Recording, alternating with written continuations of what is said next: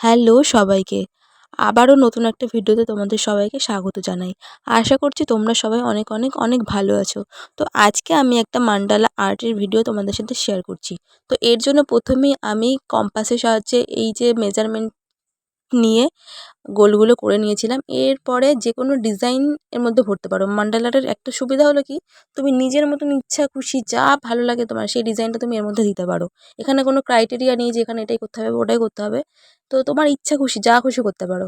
এবার আরেকটা কথা আমি না বলে থাকতেই পারছি না, যেটা আমার সাথে হয়েছিল। এর আগে একটা এরকম একটা মান্ডালা আর্টের ভিডিও আমি করেছিলাম, কিন্তু লাস্টে দেখি কি ভিডিওটাই হয়নি। তাহলে ভাবো তখন কেমন লাগে যে গোটা ভিডিওটা করেছি, তারপরে দেখছি ভিডিওটা আমার গ্যালারিতে সেভই হয়নি।